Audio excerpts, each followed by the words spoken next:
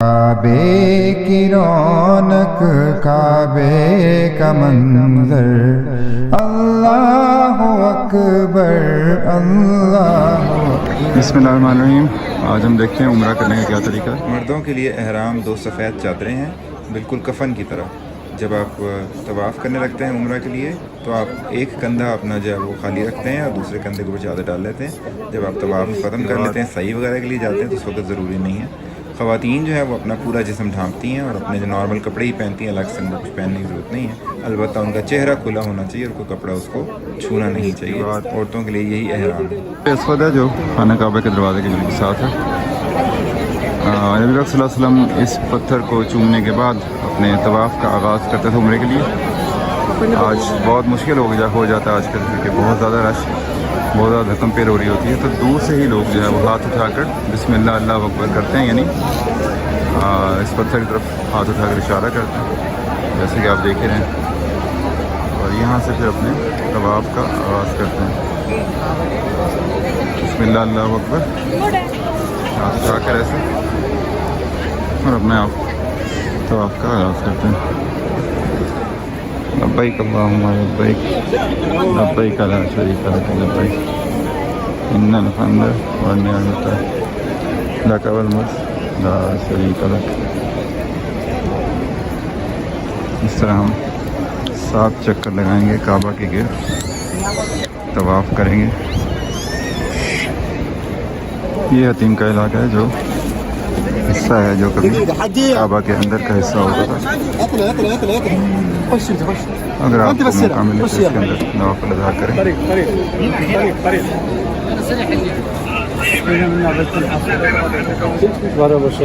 اس کے اندر نفل ادا کرنے کا ثواب ایسے ہے جیسے کعبہ کے اندر نوافل ادا کرتے ہیں، کیونکہ یہ کبھی کعبہ کا حصہ ہوتا تھا، اور جب کعبہ کی تعمیر کی گئی اور مسلمانوں کے پاس پیسے نہیں تھے، بسم اللہ کی حکمت یہ تھی کہ یہ حصہ جو ہے کعبہ میں تعمیر نہیں ہو سکا، اور آج ہم لوگ اس کے اندر جا کے نوافل ادا کریں تو ہمیں کعبہ کے اندر نفل پڑھنے کا ثواب ملتا ہے۔ یہ رکن یمانی ہے۔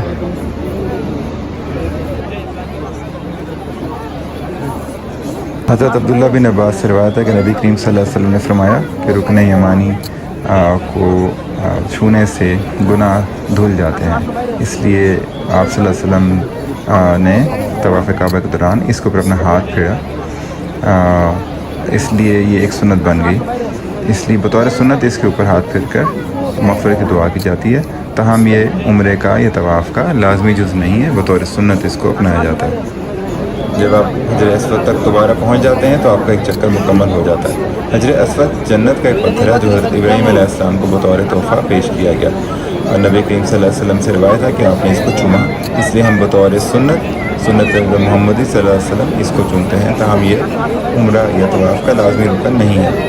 یہ وہی پتھر ہے کہ جب کعبہ کی تعمیر کی گئی اور قبائل کے درمیان اختلاف پیدا ہوا کہ کون یہ پتھر لگائے گا، تو فیصلہ ہوا کہ جو سب سے پہلے صبح پہنچے گا وہ اس پتھر کو لگائے گا، اور آپ صلی اللہ علیہ وسلم سب سے پہلے پہنچے۔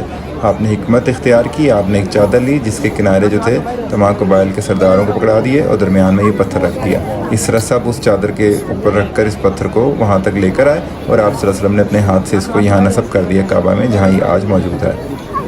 یہ مقام ابراہیم ہے، یعنی جس پتھر پہ کھڑے ہو کر ابراہیم علیہ السلام، اسماعیل علیہ السلام نے خانہ کعبہ کی تعمیر فرمائی۔ اس کے اوپر ایک اصل پتھر آپ کو شاید نظر آ رہا ہوگا، اس کے اوپر جو ہے وہ ایک اسٹیل کا انہوں نے وہ لگایا ہوا نشان۔ یہ خانہ کعبہ کے دروازے کے بالکل تقریباً بالکل سامنے ہی ہے۔ طواف کعبہ کے 7 چکر مکمل ہونے کے بعد مقام ابراہیم کے نزدیک یا سامنے 2 رکعت نفل ادا کریں گے، جیسے کہ آپ دیکھ رہے ہیں بہت سے لوگ نفل ادا کر رہے ہیں اس مقام کے سامنے۔ یاد رہے کہ آپ مقام ابراہیم کو سجدہ نہیں کر رہے، آپ کی کوشش یہ ہے کہ اس طرف سے آپ کعبہ اور مقام ابراہیم کے درمیان 2 شکرانے کے 2 نوافل ادا کریں گے عمرے کی نیت سے۔ کعبہ کے دروازے اور مقام ابراہیم کے تقریباً سامنے یہ راستہ ہے الی السعی، یہاں سے آپ سعی کرنے کے لیے جاتے ہیں، یعنی صفا اور مروہ کے دوران 7 چکر لگانے کے لیے۔ अब हम सही करने जाएंगे यानी सफ़ा और मरवा के दौरान 7 चक्कर लगाने के लिए।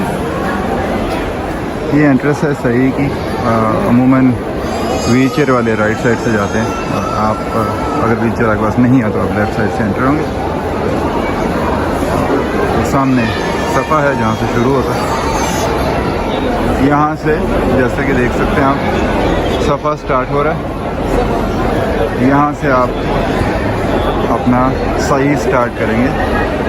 ये सफ़ा की पहाड़ी है जो भी इस तरह अलामती तौर पर रह चुकी हुई है। यहाँ से आप अपनी सही जो स्टार्ट करते हैं सफ़ा से मरवा की तरफ। सफ़ा से अब आप आगे चलते जा रहे हैं। सफ़ा से मरवा की तरफ एक चक्कर का मैं लफ्ज़ इस्तेमाल कर रहा हूँ, चक्कर तो नहीं कहना चाहिए, वो तो दायरा होता है। सफ़ा से मरवा की तरफ एक दफ़ा जाएंगे, मरवा से सफ़ा की तरफ दूसरी दफ़ा आएंगे। इस तरह आपने 7 दफ़ा करना है। वैसे तो बहुत सी मसनून दुआएं बेशक, लेकिन जैसे कि कुरान में बयान हुई है वो यहाँ पे लिखी हुई है, आप इसको पढ़ लें। इन्ना सफ़ा वल मरवा मिन शाइरिल्लाह।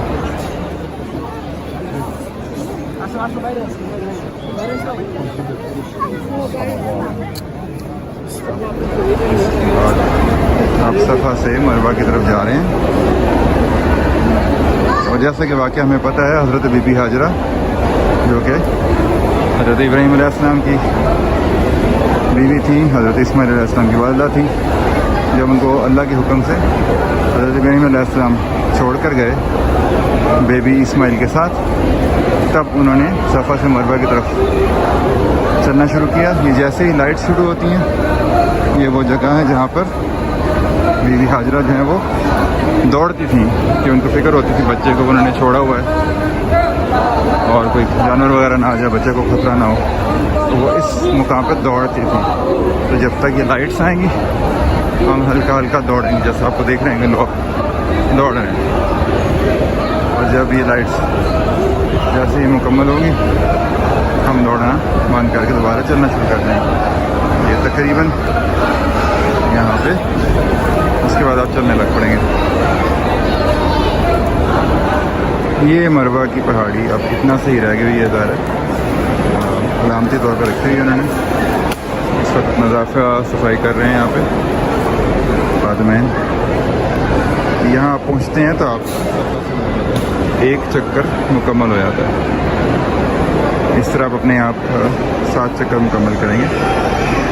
अब आप मरवा से दोबारा सफ़ा की तरफ वापस चल पड़ते हैं तो ये आपका दूसरा चक्कर होगा।